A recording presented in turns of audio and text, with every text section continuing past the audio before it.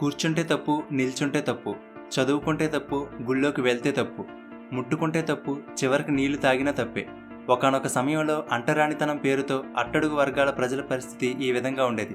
అలాంటి సమయంలో అణగారిన ప్రజల తరపున ఒక విప్లవ వీరుడు పుట్టుకొచ్చాడు. అప్పటి వరకు మోగబోయిన అట్టడుగు వర్గాల ప్రజలకు గొంతుకయ్యాడు. అతనే బిఆర్ అంబేద్కర్ గారు. భారత రాజ్యాంగ నిర్మాత, బడుగు బలహీన వర్గాల ఆశాజ్యోతి, ఆర్థిక నిపుణుడు, దళితోద్ధారకుడు, మహామేధావి, బహుముఖ ప్రజ్ఞాశాలి.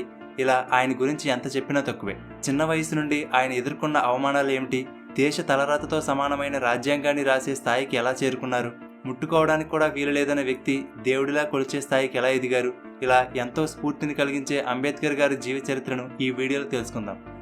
1891వ సంవత్సరం ఏప్రిల్ 14వ తేదీన రామ్జీ మాలోజీ సక్పాల్ మరియు భీమాబాయ్ అనే ఇద్దరు దంపతులకు మధ్యప్రదేశ్లోని మావు గ్రామంలో మహర్ కులంలో అంబేద్కర్ గారు జన్మించారు. అప్పట్లో ఈ కులం వారిని అంటరాని వారిగా పరిగణించేవారు. 14 మంది సంతానంలో ఈయన చివరివాడు. ఈయన పూర్తి పేరు భీమ్రావ్ రామ్జీ అంబేద్కర్.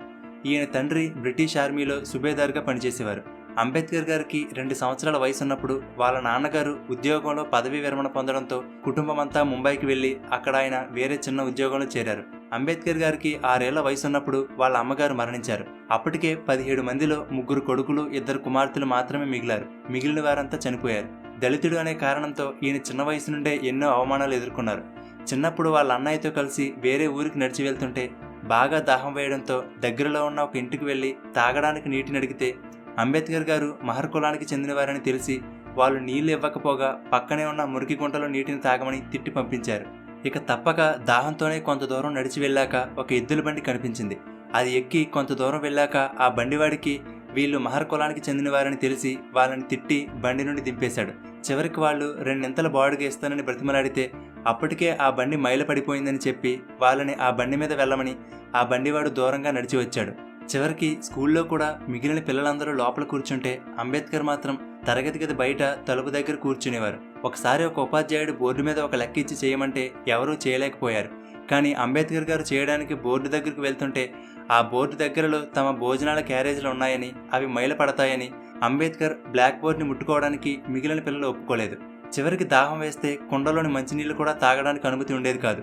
అగ్రకులానికి చెందిన వాళ్ళు ఎవరైనా వచ్చి గ్లాస్తో పైనుండి నీటిని పోస్తే వాటిని దోశలతో పట్టుకుని తాగవలసి వచ్చేది.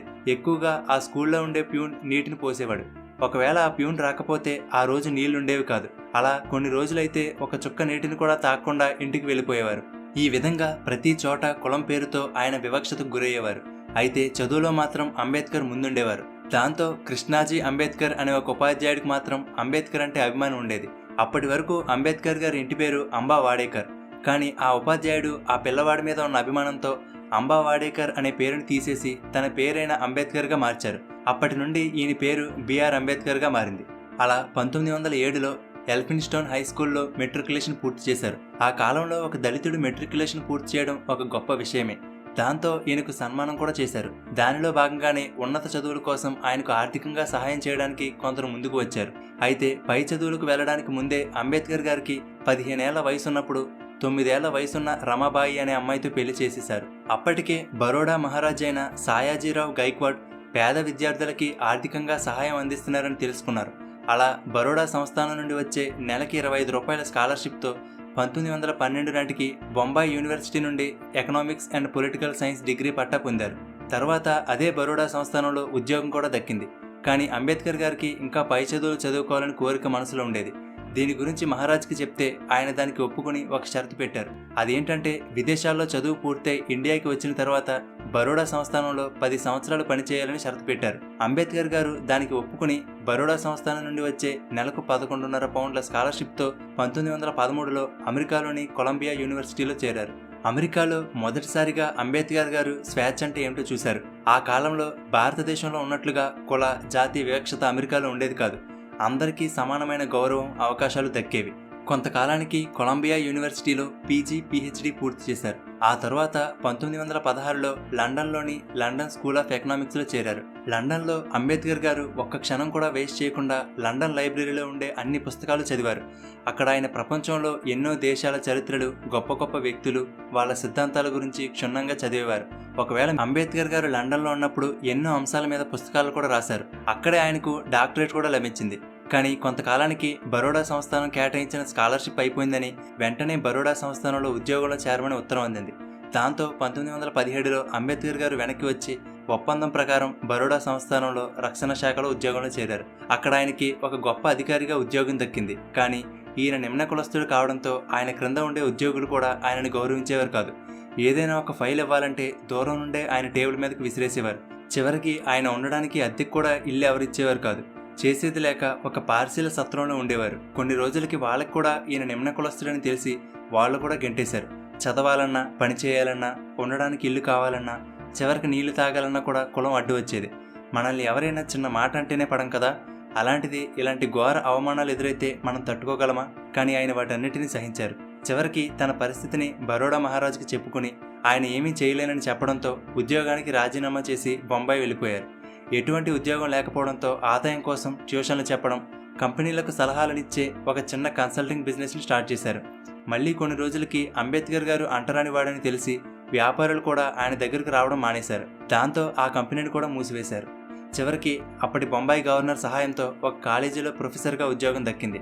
అలా ఉద్యోగం చేసుకుంటూనే 1927 నుండి అంటరానితనానికి వ్యతిరేకంగా ఉద్యమాలు చేయడం మొదలుపెట్టారు. అలా మహత్లో దళితుల మహాసభని ఏర్పాటు చేశారు. దేశంలో నలుమూలల నుండి కొన్ని వేల మంది దళితులు ఆ సభకు హాజరయ్యారు. అప్పటి వరకు దళితులు మహద్లోని చెరువులో నీటిని తాగడానికి అనుమతి ఉండేది కాదు. కానీ అంబేద్కర్ గారు ఆ సభలో దానికి వ్యతిరేకంగా పోరాడి ఆ చెరువులో నీటిని తాగడానికి అనుమతి వచ్చేలా చేశారు. అనుమతి వచ్చినా సరే మొదటిసారిగా ఆ చెరువులోకి వెళ్ళి నీటిని తాగడానికి అందరూ భయపడుతుంటే అంబేద్కర్ గారు ధైర్యంగా వెళ్ళి చెరువులో నీటిని తాగారు. ఆ ఒక్క సభతో అంబేద్కర్ గారి పేరు మారుమోగిపోయింది. కొంతకాలానికి కొల్హాపూర్ మహారాజైన సాహు మహారాజ్ అస్పృశ్యత, అంటరానితనాన్ని నివారించడానికి కృషి చేస్తున్నారని తెలుసుకుని ఆయన సహకారంతో మోగవాళ్లకి నాయకుడు అనే అర్థం వచ్చేలా మూక్ నాయక్ అనే పత్రికను, అలాగే బహిష్కృత్ భారత్, జనత, ప్రబుద్ధ భారత్ అనే పత్రికలు నడిపారు. దళితులకు బడిలోకి, గుడిలోకి వెళ్లడానికి అనుమతి పొందేలా ఉద్యమాలు చేపట్టి విజయం సాధించారు. కొన్ని రోజులకి ముంబైలోనే బారిస్టర్గా పనిచేయడం మొదలుపెట్టారు. అయితే 1935లో అంబేద్కర్ గారి భార్య రమాబాయి గారు అనారోగ్యం కారణంగా మరణించారు. కొంతకాలానికి ఆయనకు బొంబాయిలో ప్రిన్సిపాల్, అలాగే జడ్జిగా చేయడానికి అవకాశం వచ్చినా కానీ వద్దనుకుని రాజకీయాల్లోకి వచ్చారు. అలా independent labour party, scheduled castes federation అనే పొలిటికల్ పార్టీలను కూడా స్థాపించారు.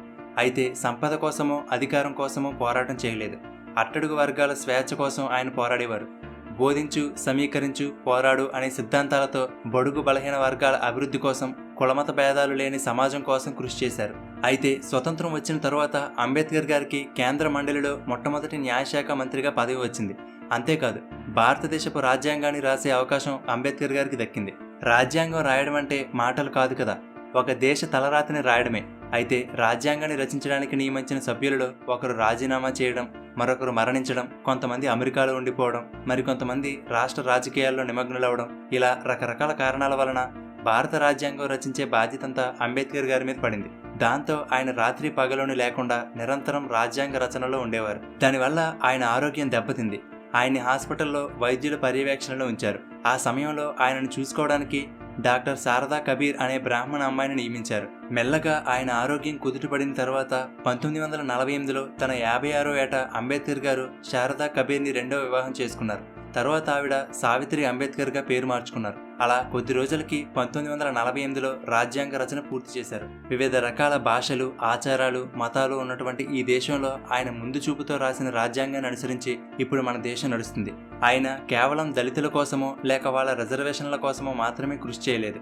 ఆడవాళ్ళకి, మగవాళ్ళకి సమానమైన జీతాలు ఉండాలని, ఆడవాళ్ళకి ప్రెగ్నెన్సీ టైంలో లీవ్స్ ఇవ్వాలని, పని గంటల సమయాన్ని 12 నుండి 8 గంటలు చేయాలని, స్త్రీలకు ఆస్తి హక్కు ఇవ్వాలని, ఇలా ఎన్నో అంశాల్లో ఆయన కృషి చేశారు. అయితే ఈయన జీవితం చివరి సమయంలో 1956లో నాగ్పూర్లో 5 లక్షల మందితో కలిసి బౌద్ధ మతం స్వీకరించారు.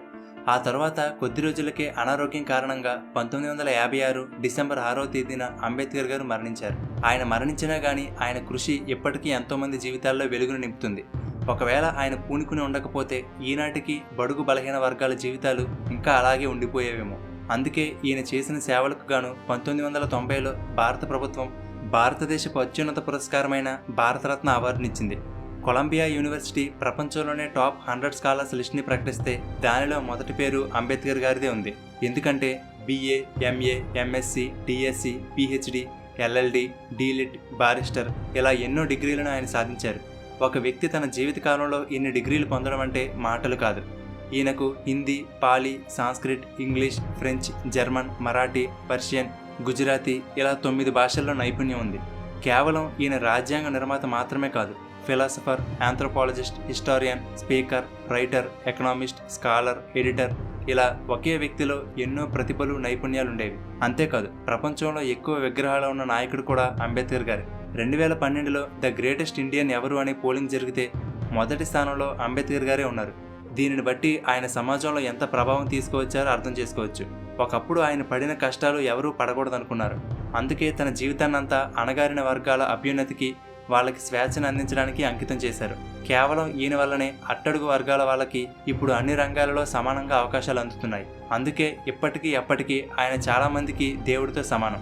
ముట్టుకోవడానికి కూడా వీలు లేని స్థాయి నుండి ఒక దేశ రాజ్యాంగాన్ని రాసే వరకు వెళ్లడంలో ఉన్న ఆయన ధైర్యాన్ని, పట్టుదలని మనందరం తప్పకుండా ఆదర్శంగా తీసుకోవాలి.